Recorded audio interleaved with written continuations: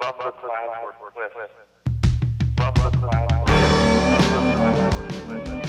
bahwa menjadi seorang pengusaha adalah sebuah pekerjaan yang sangat-sangat mulia. Karena apa? Karena pengusaha ini bisa memberikan banyak sekali lowongan-lowongan pekerjaan bagi orang-orang yang ada di sekitarmu.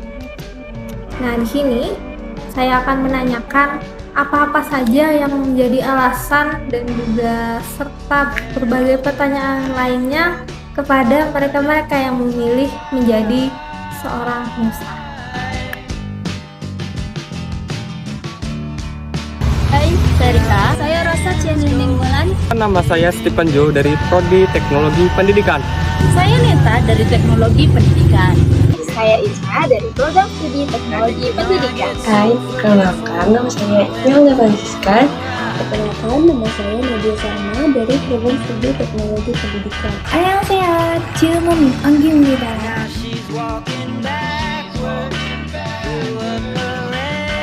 Tidak ada alasan khusus, hanya kemauan dari diri sendiri. Karena saya memiliki keluarga dekat yang memiliki bisnis. Mungkin itu. Jadi seorang pengusaha itu memiliki waktu yang lebih fleksibel dalam mengatur jadwal dan juga waktu. Bisa menghasilkan banyak uang sehingga saya dapat nonton konser idol saya. Untuk peluang mengembangkan ide. Alasan saya ingin menjadi pengusaha adalah saya ingin membuka peluang pekerjaan untuk orang-orang di sekitar saya. Alasan saya untuk menjadi seorang pengusaha adalah saya ingin bekerja sesuai mood saya.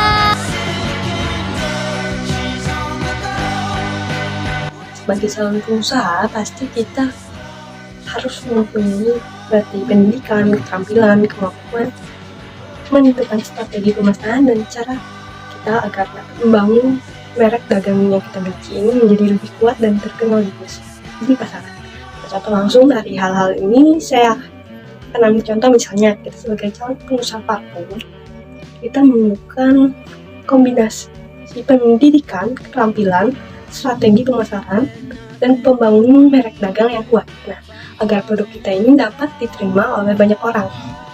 Berpendidikan dalam konteks seorang calon pengembang parfum ini sangat penting karena kita akan mempelajari dasar-dasar dari parfum itu sendiri, cara pembuatan parfum, mengembangkan dan mengingat aroma yang parfum yang sudah kita pelajari, dan tentu hal ini akan kita pelajari dari para ahlinya. Dan dalam pemasaran kita harus memanfaatkan media sosial dan berpartisipasi dalam event-event yang ada untuk menjangkau pelanggan kita.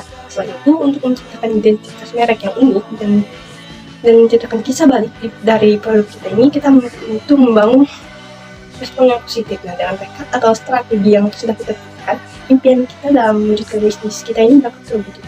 Mindset di mana mindset ini menjadi pengusaha yang sukses pastinya akan berani maupun siap menghadapi tantangan yang ada maupun dapat mengambil risiko di mana dia menjadi mengambil usaha yang ada. Lalu di mana pengusaha ini pastinya akan memiliki kreativitas dan inovatif dalam berusaha maupun dapat memberikan solusi yang baik untuk kedepannya. Lalu di mana ini adalah manajemen keuangan. Pastinya pengusaha ini akan mencatat keuangannya yang ada di usahanya nanti. Lalu akan mencatat keluar masuknya keuangan yang ada. Lalu yang ketiga, manajemen dengan baik. Mengidentifikasi peluang pasar. Hal ini merupakan langkah awal yang dapat kita lakukan sebagai calon seorang pengusaha. Hal ini dapat kita lakukan dengan cara survei, wawancara, analisis pesaing ataupun laporan industri. Yang kedua, ada menyusun rencana bisnis. Hal ini penting kita lakukan sebagai gambaran umum mengenai tujuan, visi maupun misi dari bisnis yang akan kita kembangkan ke depan. Jadi salah satu tugas dari pengusaha yaitu memimpin dan menginspirasi tim. Jadi sebagai seorang pengusaha tentunya kita akan mengolah tim kerja, memotivasi para karyawan serta memastikan karyawan bekerja secara efektif dan efisien sesuai dengan visi dan misi perusahaan. Sebagai seorang pengusaha tentunya kita harus menciptakan lingkungan yang positif bagi karyawan. Jadi salah satu tugas dari seorang pengusaha juga kita harus menghadapi yang namanya risiko dan mengatasi masalah.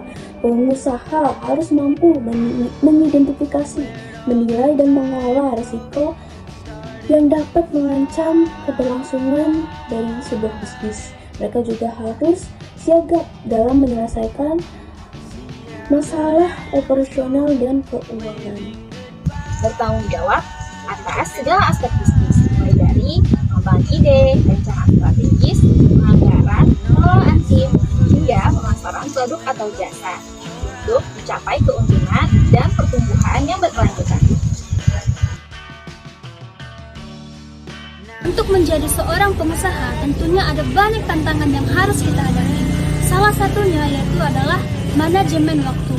Sebagai seorang pengusaha yang mandiri, tentunya kita tidak akan dibantu oleh siapa-siapapun juga. Kita hanya menghandle semua pekerjaan itu sendiri. Nah, dalam menghandle semua pekerjaan itu, baik itu pemasaran, baik itu juga administrasi keuangan, dan juga evaluasi kinerja. Dalam menghandle semua itu, kita akan mengalami kesulitan jika kita tidak punya manajemen waktu yang tepat. Dan tentunya manajemen waktu yang tidak tepat ini dapat membuat usaha yang kita rintis itu tidak berkembang. Persaingan pasar. Nah, kita tahu bukan persaingan pasar itu sangat ketat.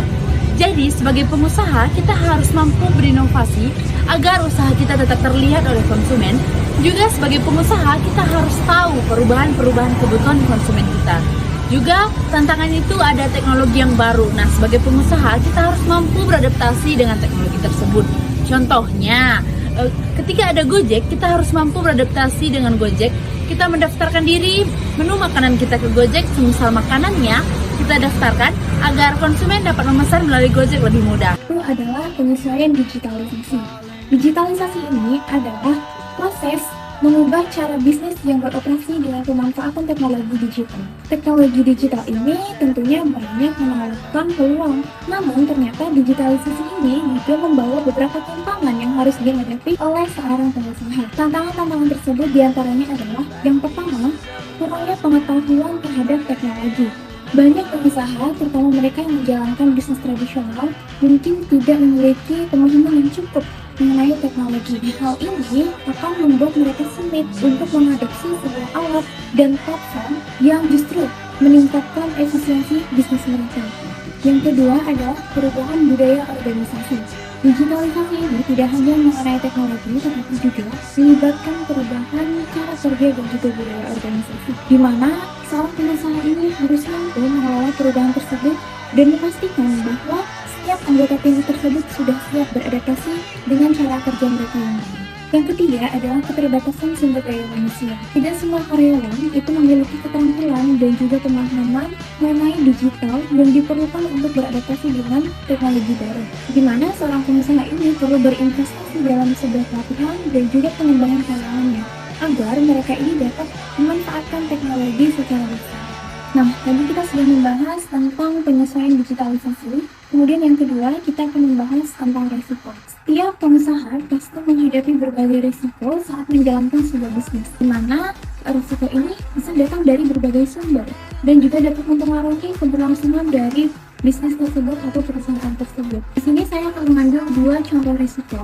Yang pertama itu adalah risiko keuangan. Jika terjadi pendapatan keuangan yang tidak sesuai dengan harapan atau terjadi hal-hal dan juga pengeluaran yang tidak terduga, maka perusahaan tersebut atau bisnis tersebut akan mengalami kesulitan keuangan.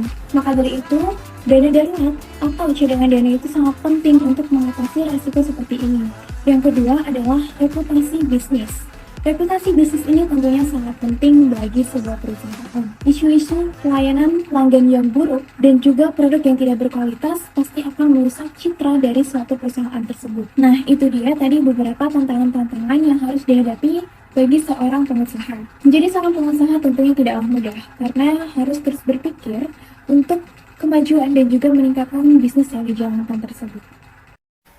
Nah, baik itu adalah hasil dari wawancara dengan teman-teman kita yang memilih menjadi seorang pengusaha. Kita jadi memiliki banyak bayangan bagaimana usaha-usaha kita untuk mencapai profesi tersebut, apa saja tugas-tugasnya, serta apa saja tantangan-tantangan yang akan kita hadapi ketika kita memilih profesi tersebut. Sekian dari saya ucapkan terima kasih banyak.